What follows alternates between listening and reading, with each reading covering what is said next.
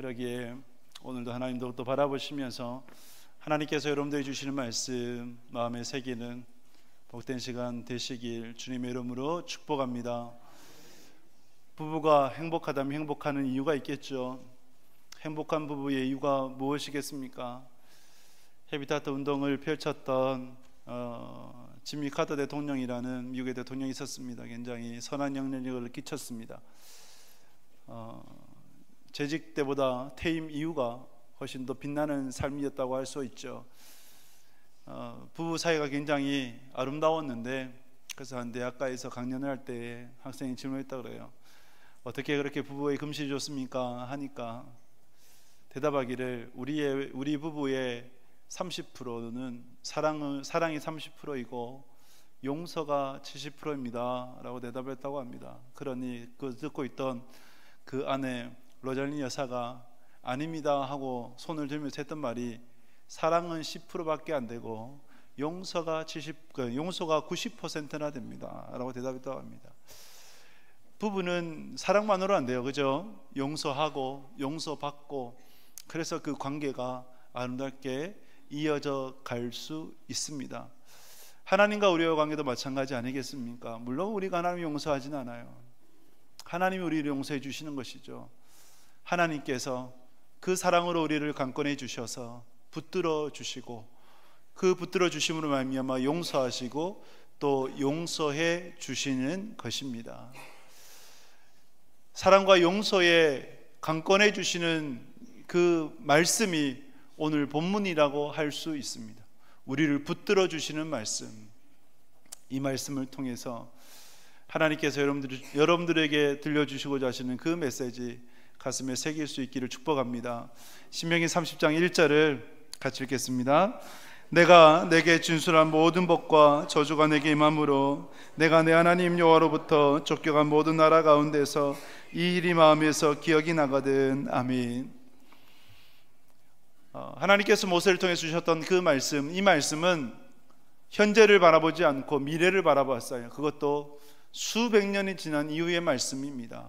내가 내게 진술한 모든 복과 저주가 내게 임하였다.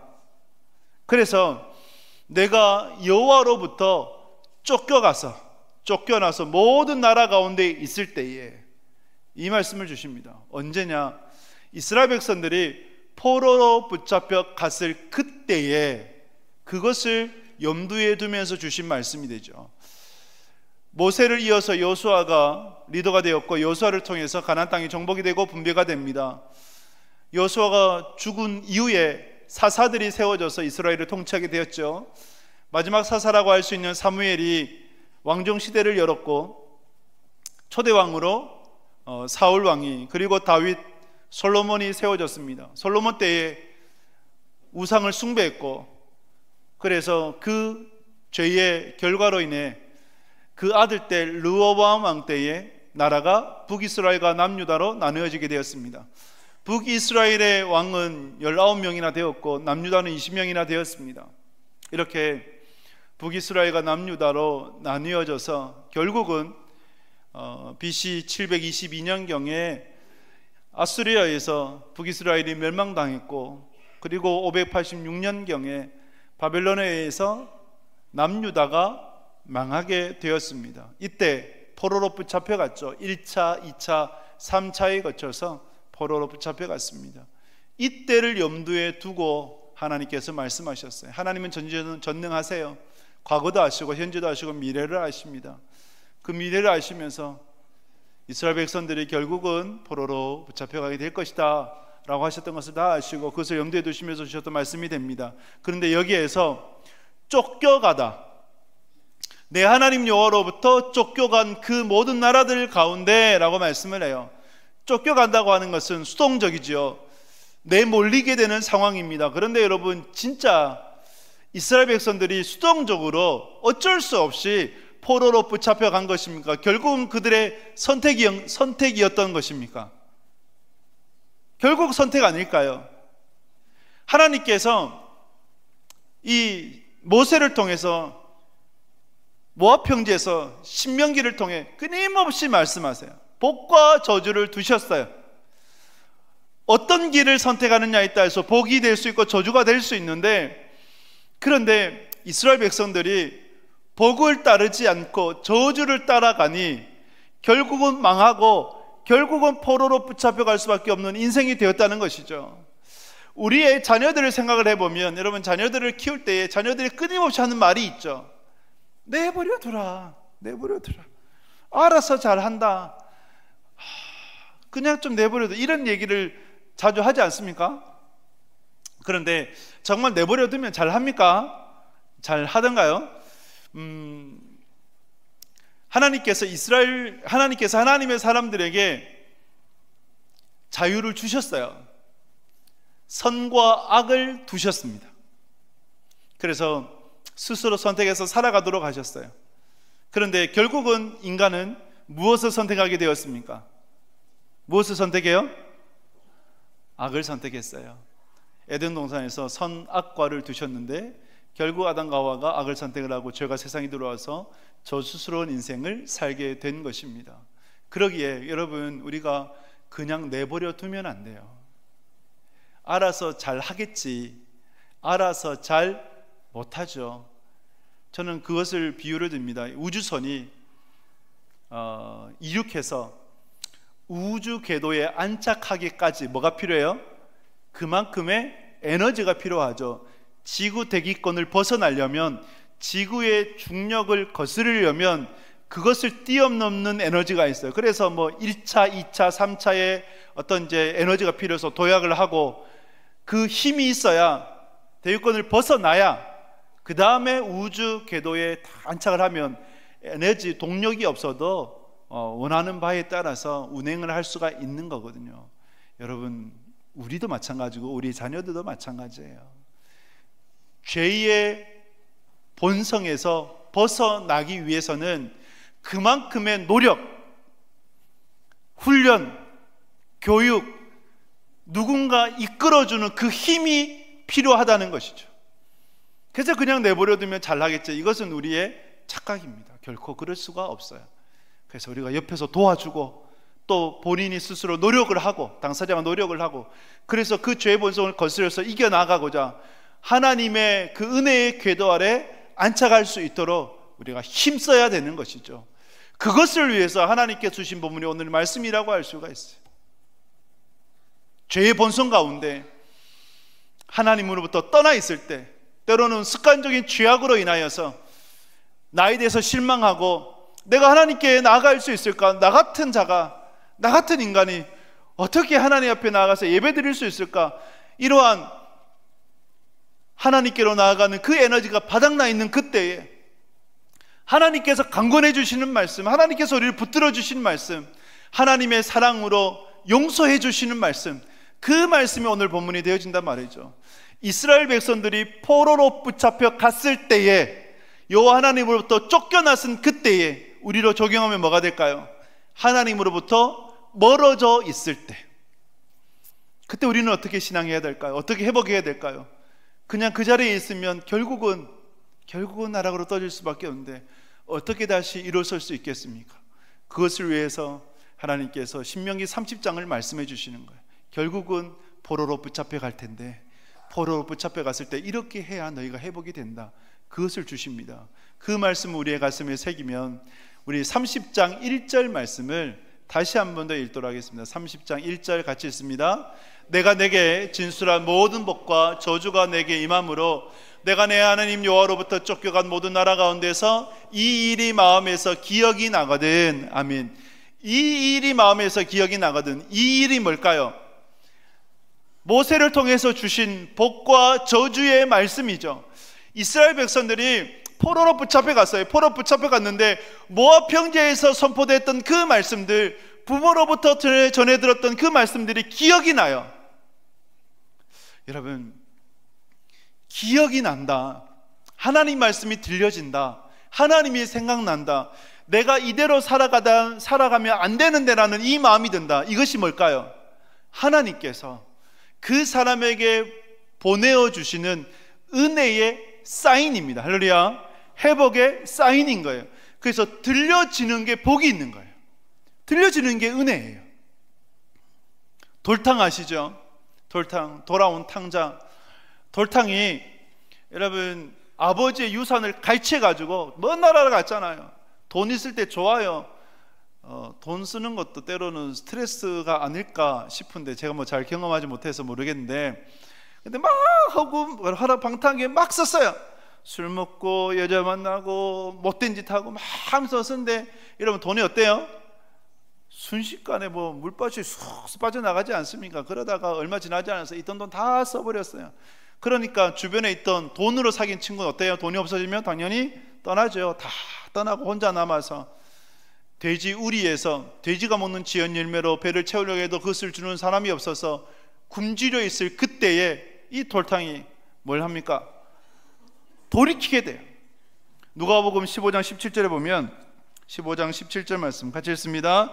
이에 스스로 돌이켜 이르되 내 아버지에게는 양식이 풍족한 품꾼이 얼마나 많은가, 나는 여기서 추려 죽는구나. 아멘. 스스로 돌이키다. 스스로 돌이키다를 좀 더 분석해 보면 자기 자신을 살펴보다. 돈이 많고 또 세상이 취했을 때는 자기 자신을 살필 수가 없었어요. 그런데 혼자 남아있고 비참함을 바라보니까 스스로 자기 자신을 반추해보게 된 거예요. 돌이켜보게 된 거예요. 근데 여러분, 인간이 여러분 자기 자신을 스스로 돌이킬 수 있을까요? 여러분 어떻게 생각하세요? 스스로 돌이킬 수 있을까요? 아니, 없어요. 새 가족을 이제 만나다 보면 이런 말씀들을 하세요. 어떻게 교회 오셨습니까? 스스로 왔습니다. 자진해서 왔습니다. 어느 날 교회에 가고 싶어서, 가고 싶다는 생각이 들어서 제가 왔습니다. 이런 말씀들을 하세요. 근데 그때마다 제가 말씀을 드립니다. 스스로 온 것 같지만 교회에 다시 가고 싶다라는 마음을 하나님께서 당신에게 주셨기 때문에 여기 오시게 된 겁니다 라는 말씀을 드려요. 인간은 결코 스스로 돌이킬 수 없어요. 돌이키는 마음은 누가 주신 거예요? 하나님이 주셨기 때문에 가능한 거예요. 가능한 거예요. 룻기를 보게 되면 룻기 1장 6절 말씀에 같이 한번 말씀 볼까요? 룻기 1장 6절 같이 읽습니다. 그 여인이 모압 지방에서 여호와께서 자기 백성을 돌보시사 그들에게 양식을 주셨다함을 듣고 이에 두 며느리와 함께 일어나 모압 지방에서 돌아오려 하여. 아멘. 여러분, 나오미가 잘 살아보겠다고 유대 베들레헴에 기근이 있으니까 모압으로 이사를 간 거예요. 이방 땅으로 이사를 간 거예요. 근데 오늘날의 이민 이사와는 달라요. 이때 하나님께서 주신 말씀은 가나안을 떠나지 마라, 유대 베들레헴은 떠나지 마라 했는데 세상 방식으로 잘 먹고 잘 살아보겠다고 떠난 거예요. 이민해 간 거예요. 근데 잘 살게 되었습니까? 아니요, 망했죠. 망해도 그냥 망한 게 아니라 쫄딱 망했죠. 쓰리고의 인생, 고난, 고의, 고통의 인생이 되어버렸죠. 그런 것이 나오미였어요. 남편도 죽고 두 아들도 죽고. 그런데 이 나오미에게 하나님의 은혜가 임한 거예요. 하나님께서 그 영혼을 사랑해 주시고 그를 불쌍히 여겨 주셔서 용서의 메시지가 들려요. 어떤 메시지요? 유대 베들레헴에 하나님께서 은혜를 베풀어 주셔서 양식을 주셨다. 여러분, 다 들려오는 거 아닙니다. 다 들려오는 거 아니에요. 수많은 사람이 있지만, 다메섹 도상으로 갔던 바울 일행 가운데 수많은 사람이 있었지만 유독 누구만요? 바울만 회심하게 되었잖아요. 다 들어도 듣는 것이 아니에요. 돌이킬 수 있는 그 마음을 갖도록 하는 하나님의 그 은혜는 그 사람에게 임하게 돼요. 들려오는 것이 은혜가 되는 거예요. 들려오는 것이. 제가 그저께 이제 학교 선배이자 교회 선배를 만났어요. 이 선배는 저는 좀 이렇게 좀 뭐라 할까, 좀 멀리 있는 존재, 가까이 하고 싶으나 가까이 할 수 없었던 존재. 같은 대학을 다니면서 1년 선배였는데 총학생 회장 출신이거든요. 여러분, 총학생 회장이 아무나 하는 거 아닙니다. 정말 그 어마어마한 자리예요. 근데 이제 이 선배가 저를 기억하는 것은 저는 뭐 잘 모르는데 학교에서 만난 적도 없는 것 같고, 그런데 저를 이렇게 기억한다 하더라고요. 전도하던 너의 모습을 기억한다. 어떻게 저 속으로 다행이다. 이상한 행동 안 하고 전도할 때 기억한다니까 얼마나 다행입니까? 저희 교회 이제 금요일에 와서 잠시 대화를 나눴었는데, 근데 이 학생회장 하다 보니까 중고등학교 때는 이제 열심히 교회 다녔어요. 근데 대학에 와서 교회 열심히 안 다니고 그냥 무늬만 교회 다니는 학생이었고, 그러다가 총학생이니까 술자리가 많아요. 술을 마시는데 문자가 오는 거예요. 교회에서 보내주는 말씀 문자가 와요. 교회에서 보내주는 말씀 문자를 보면서 어떤 사람은 왜 이런 걸 내한테 보내 그러면서 그냥 지워버리기도 하지만, 근데 이 선배는 말씀 문자를 보면서 내가 이 자리에 있으면 안 되는데 마음이 너무 괴로웠다고 그래요. 괴로웠다고. 근데 이 마음이 괴로웠다, 말씀 문자가 보내어지고 이 말씀 문자가 들려진다, 이것이 여러분 복인 거예요. 은혜인 거예요. 하나님께서 회복시켜 주시는 사인이 되는 거예요. 그래서 우리 교회에서 수요일 날 어떤 사역이냐면 편지 쓰기 사역이 있어요. 오랫동안 나오지 않은 분들이나 새가족들에게 이제 편지를 보내는데, 이 편지가 굉장히 귀합니다. 편지 사역이 귀해요. 이 편지를 보고도 하나님께서 나를 보내시구나, 하나님을 기억하는 그러한 은혜의 방편되기 때문에 그런 사역이 또한 귀한 것이죠. 사랑하는 여러분, 우리가 하나님으로부터 멀어져 있을 때가 있어요. 근데 그때 하나님이 기억나요. 하나님의 말씀이 들려요. 내가 이대로 살면 안 되는데 라는 생각이 들어져요. 여러분, 이것이 무엇이냐? 하나님께서 여러분들을 용서해 주시는, 여러분들을 다시 부르시는 은혜의 사인임을 깨달으시길 주님의 이름으로 축복합니다. 들려지는 것이 복이에요. 아무나 들려지는 거 아니에요. 아무나 깨달아지는 거 아니에요. 깨달아지고 들려지는 것이 복이다. 그러면 그 다음 스텝이 중요하죠. 들려졌어요. 어떻게 해야 될까요? 하나님 말씀이 들려지고 내가 이대로 살면 안 되는데 라는 생각이 들어요. 그때 우리가 무엇을 해야 되느냐 할 때 신명기 30장 3절에 보면 이렇게 말씀해요. 같이 읽겠습니다. 내 하나님 여호와께서 마음을 돌이키시고 너를 긍휼히 여기사 포로에서 돌아오게 하시되 내 하나님 여호와께서 드신 그 모든 백성 중에서 너를 모으시리니. 아멘. 돌아오게 하신다. 그런데 여러분, 이건 중요하죠. 하나님께서 돌아오도록 은혜의 사인을 주세요. 너 그렇게 살면 안 돼. 하나님 말씀이 기억이 되고. 그런데 그 은혜의 사인을 주시지만 돌아오는 선택은 누가 하는 거예요? 내가 하는 거예요. 내가 하는 거예요.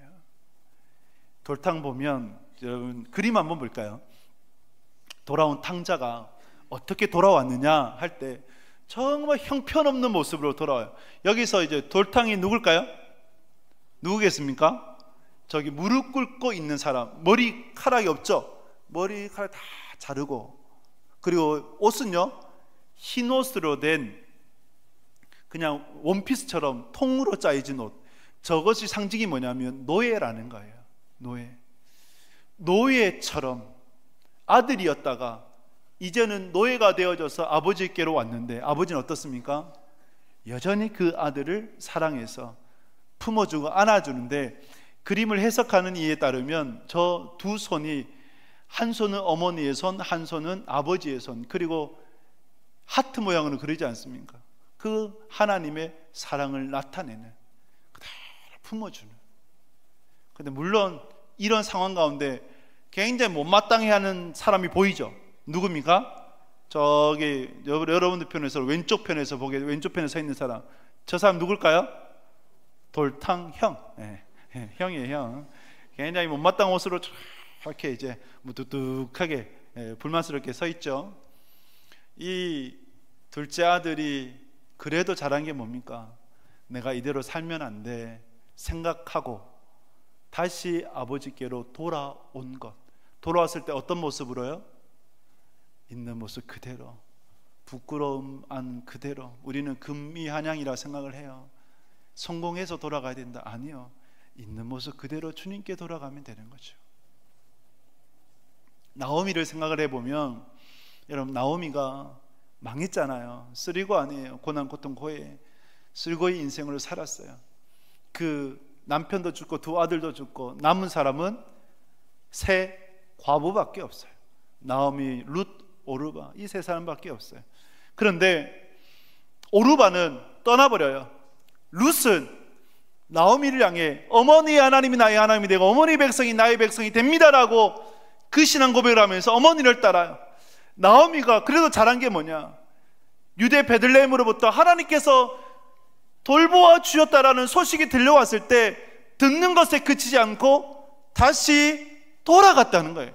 유대 베들레헴으로 돌아갔다는 거예요. 여러분, 그 쉽지 않아요. 완전 망했는데, 망한 인생인데 다시 고향으로 돌아간다. 어떻게 보면 죽기보다 싫을 수 있어요.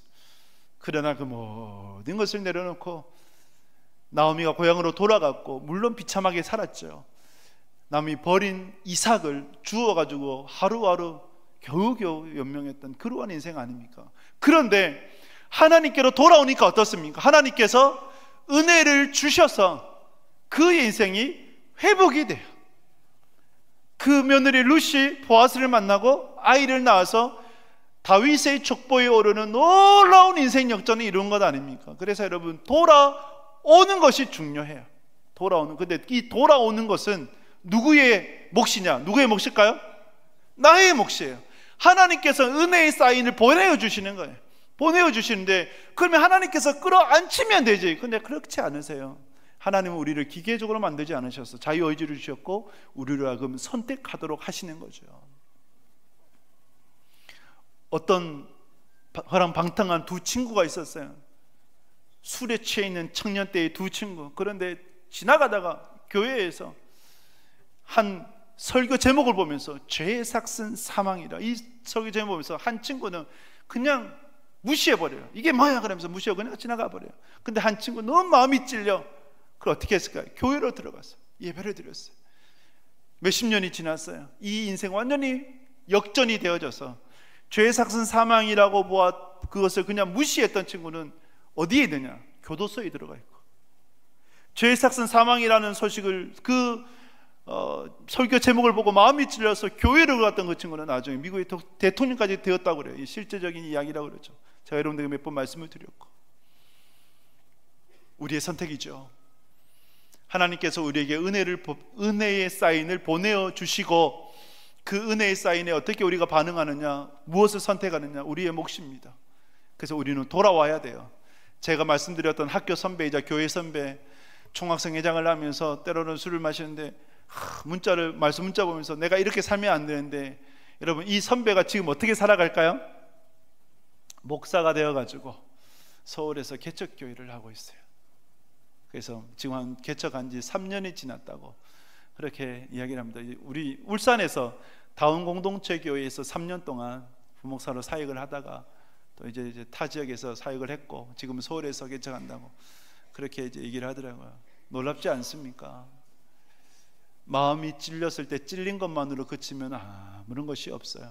하나님께로 다시 돌아올 때 그것이 진정한 은혜인 줄 믿습니다. 하나님으로부터 멀리 떨어져 있을 때에 하나님이 생각나고 말씀이 들려오고 내가 이대로 살면 안 되는데 라는 그런 생각이 들 때, 여러분, 반드시 돌이킬 수 있는 여러분 될 수 있기를, 하나님께로 돌아올 수 있는 여러분들이 될 수 있기를 주님의 이름으로 축복합니다. 근데 돌아오는 것만으로 그치면 안 돼요. 하나님께서는 그 다음을 원하세요. 무엇을 원하시느냐? 신명기 30장 6절을 보면 같이 읽겠습니다. 내 하나님 여호와께서 내 마음과 내 자손의 마음에 할례를 베푸사 너로 마음을 다하며 뜻을 다하여 내 하나님 여호와를 사랑하게 하사 너로 생명을 얻게 하실 것이며. 아멘. 하나님께서 무엇을 행하라고 하세요? 마음의 할례를 베풀어 주신다. 우리에게 마음의 할례를 행하라고 말씀을 하세요. 물론 하나님께서 행하시는 것이죠. 할례가 뭡니까? 할례는 창세기 17장에서 아브라함을 통해서 시작이 되었고, 태어난 지 8일 만에 8일 된 남자아이가 성기에 거피를 베어내는 것이 할례입니다. 이 할례는, 육체적인 할례는 하나님의 백성임을 나타내는 표지가 돼요. 그래서 유대인들은 다 할례를 행하게 됩니다. 그런데 이제는, 포로 전에는 육체의 할례를 말씀을 하셨다면, 포로 이후에는 마음의 할례를, 너희가 돌아왔을 때 마음의 할례를 행해야 된다라고 말씀을 하는 거예요. 그럼 마음의 할례가 뭘까요?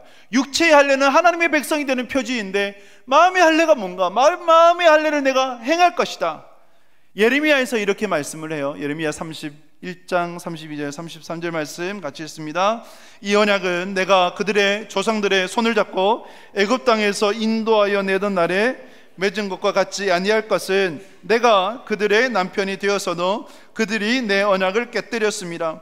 여호와의 말씀이니라. 그러나 그날 후에 내가 이스라엘 집과 맺을 언약은 이러하니 곧 내가 나의 법을 그들의 속에 두며 그들의 마음에 기록하여 나는 그들의 하나님 되고 그들은 내 백성이 될 것이라. 여호와의 말씀이니라. 아멘.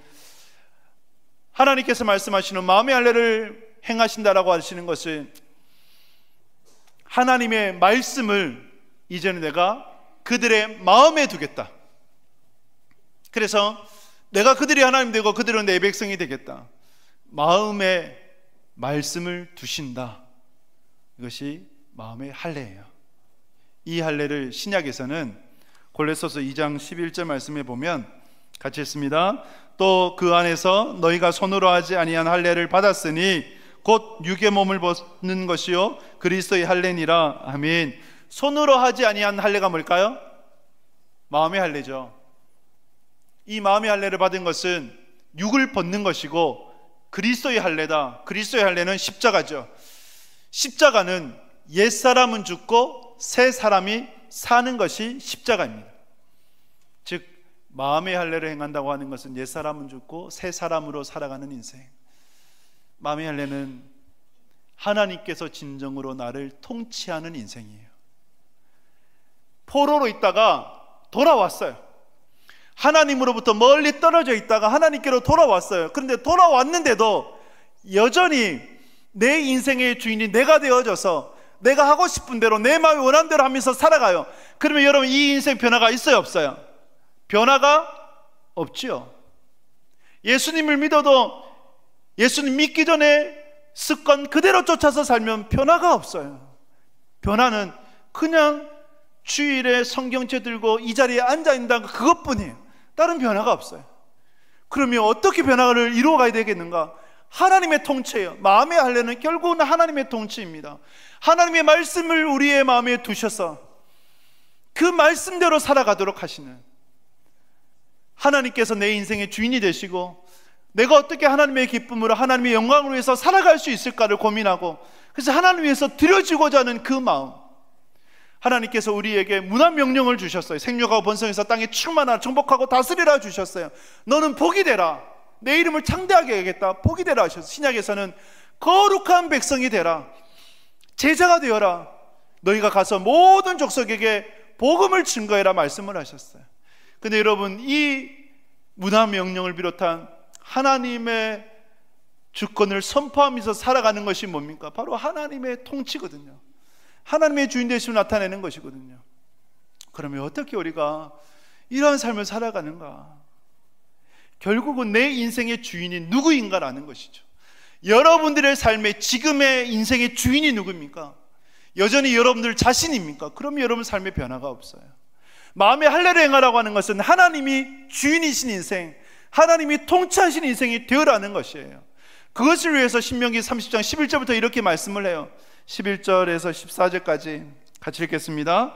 내가 오늘 내게 명령한 이 명령은 내게 어려운 것도 아니요 먼 것도 아니라 하늘에 있는 것이 아니니 내가 이르기를 누가 우리를 위하여 하늘에 올라가 그의 명령을 우리에게로 가지고 와서 우리에게 들려 행하게 하랴 할 것이 아니요 이것이 바다 밖에 있는 것이 아니니 내가 이르기를 누가 우리를 위하여 바다를 건너가서 그의 명령을 우리에게로 가지고 와서 우리에게 들려 행하게 하랴 할 것도 아니라 오직 그 말씀이 내게 매우 가까워서 내 입에 있으며 내 마음에 있은즉 내가 이를 행할 수 있느니라. 아멘. 마음의 할례를 행하라. 마음의 할례는 결국은 하나님의 통치이고 하나님의 통치는 하나님의 말씀에 이끌려 살아가는 것이다. 주께서 말씀하셨는데 그러면서 11절 이하에서 보면 하나님의 말씀이 저 하늘에 있는 것이 아니다. 비행기를 타고 우주선을 타고 저 하늘 높은 곳에 가서 거기서 임하게 된 것은 아니다. 바다 끝에 있지 않다. 미지의 세계를 항해하듯 그렇게 가야 되는 것이 아니다. 말씀 어디에 있다? 너의 가까이에 있다. 내 마음속에 있다. 그러므로 얼마든지 말씀에 따라서 살아갈 수 있다. 어려운 것이 아니다. 쉬운 것이다 라고 말씀을 해요. 여러분 하나님 말씀대로 살아가는 것이 쉬워요? 어려워요? 솔직하게 어려워요. 왜 어려울까요? 왜 어려워요? 내 인생의 주인이 누구인가?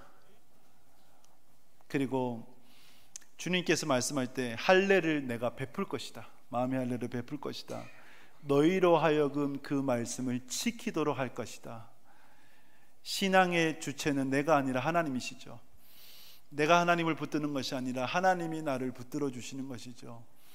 그래서 여러분, 하나님이 통치하신 인생으로 살아가는 것은 내가 주도하는 것이 아니라 하나님이 주도하시는 것인데, 하나님이 주도하시는 것을 신약에서 쭉 보게 되면 결국은 성령님이십니다. 성령님이 이끄세요. 사도행전 1장 8절에 오직 성령이 너에게 임하시면 너희가 권능을 받고 예루살렘 온 유대 사마리아 땅까지 이르러 내 증인이 되리라. 성령의 능력이에요. 그래서 성령님께서 기름 부으시고 성령님께서 이끄시는 그러한 신앙, 그것이 결국은 마음의 할례를 행하여 하나님이 통치하시는 인생이 되어지는 것입니다. 그러므로 우리는 성령 충만을 늘 사모해야 되고, 성령님께서 내 인생을 이끌어 가시도록 내어드리는 연습을 해야 돼요. 내어드리는 훈련을 해야 돼요. 내가 원하는 대로가 아니라 성령님께서 원하시는 대로, 하나님이 기뻐하신 대로, 말씀이 기준이 되어져서 말씀에 이끌리는 삶을 우리는 살아가도록 힘써야 합니다.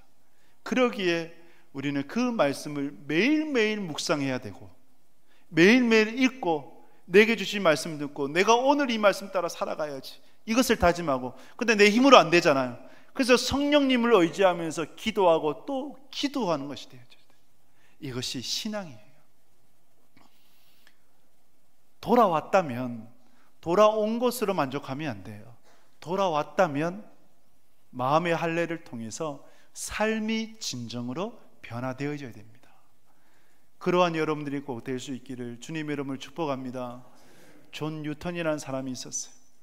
여러분, 근데 존 뉴턴이 7살 때 어머니를 여의고 11살 때에 선장이었던 아버지를 따라서 배를 탔대요. 그런데 아버지가 배의 선장이니까 배를 타니까 얼마나 험했겠어요. 폭력적인 아버지 밑에서 반항이 극에 달아 노예 무역선을 탔다고 합니다. 그 당시에 영국의 국가 수입의 3분의 1이 노예 매매로 인해서, 인신 매매로 얻는 것이 국가 수입의 3분의 1이었다 그래요. 여러분, 이거는 인간이 할 짓이 아니죠. 행동이 아니죠. 아프리카에 가서, 아시아에 가서 사람을 강제로 잡아다가 저 먼 나라의 유럽에, 아메리카에 그 인간을 노예로 판다. 이것은 있을 수 없는 일이죠. 오고 가는 길 가운데 수많은 사람들이 죽고.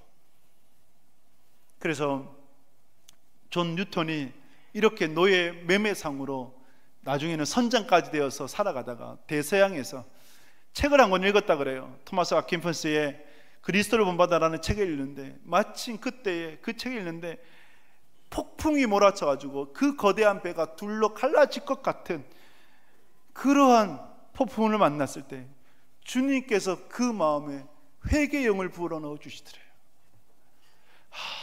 내가 이대로 살면 안 되겠다. 이대로 살다 내가 정말 이 폭풍우에 잠기는 배와 같이 내가 침몰하는 인생이 되겠다. 그래서 회심해서 하나님의 자녀가 됩니다. 근데 회심한 걸로 끝나지 않았어요. 내 삶이 진정으로 변화되겠다.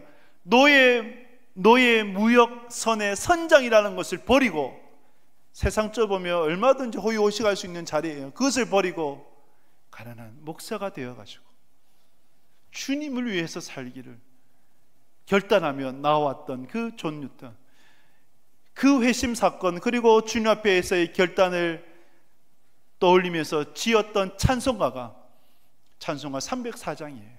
어메이징 글래스. 나 같은 죄인 살리신 주 은혜에 놀라워 잃었던 생명 내가 다시 찾았네.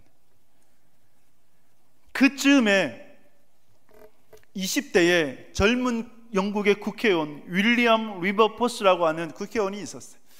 근데 신실한 크리스천이었어요. 하나님, 내가 하나님 앞에서 이 두 가지를 꼭 하고 싶습니다. 노예 제도를, 영국의 노예 제도를 없애고 싶습니다. 폐지하고 싶습니다. 그리고 영국의 도덕성이 회복되고 싶습니다. 이것을 소원하면서 정말 힘써, 그 젊은 국회의원이 힘써 그것을 위해서 운동을 펼쳤다고 합니다. 국회에서 뭐 150번 이상 연설했다고 그러고 수많은 사람들을 만나가서 설득을 하고, 그런데 그 열매가 맺혔어요. 윌리엄 윌버포스에 의해서 46년이 지났을 때 영국에서 노예 제도가 폐지가 되었어요. 그리고 영국의 도덕성이 회복되어져 그 당시에 교회가 다시 세워지는 그런 은혜가 있다 그러죠. 윌리엄 윌버포스가 이것을 위해서 그 바쁜 일정 가운데 놓치지 않았던 것, 매일매일 하루 2시간 말씀을 읽고 묵상하며 기도하는 시간을 2시간씩은 꼭 놓치지 않고 가졌다고 합니다. 여러분들이 하나님부터 멀어져 있을 때 하나님이 기억이 나고 말씀이 들려지는 것은 하나님께서 여러분들 향한 사랑과 용서의 메시지인 줄 깨달으시길 축복합니다. 은혜의 메시지예요. 들린다면, 깨달아진다면, 생각이 난다면 그 다음에 어떻게 되겠습니까? 돌아와야죠. 마치 돌탕처럼 돌아와야 되고, 나오미와 같이 있는 모습 그대로, 부끄럽지만 그대로 돌아가면 하나님께서 은혜를 베풀어 주세요. 다시 회복시켜 주세요. 근데 돌아가는 것으로만 그치면 안 되죠. 삶이 진정으로 변화되어져야 됩니다. 마음의 할례를 통해서 내 인생의 통치자가 여호와 하나님이 되셔야 되고, 근데 결국은 성령님께서 이끌어 가심을 우리가 사모하며 윌리엄 윌버포스와 같이 매일매일 하나님 말씀을 붙잡고 하나님 말씀 내 인생을 통치하도록 우리가 기도하고 또 기도해야 되는 것이죠. 여러분들의 인생이 이러할 수 있기를 주님의 이름으로 축복합니다. 진정으로 변화되어지고 그 변화됨의 열매가 풍성하게 맺히고 여러분들을 통해서 하나님 나라가, 하나님의 뜻이 이루어지고 세워지는 복된 믿음의 사람들 다 되실 수 있기를 주님의 이름으로 축복합니다.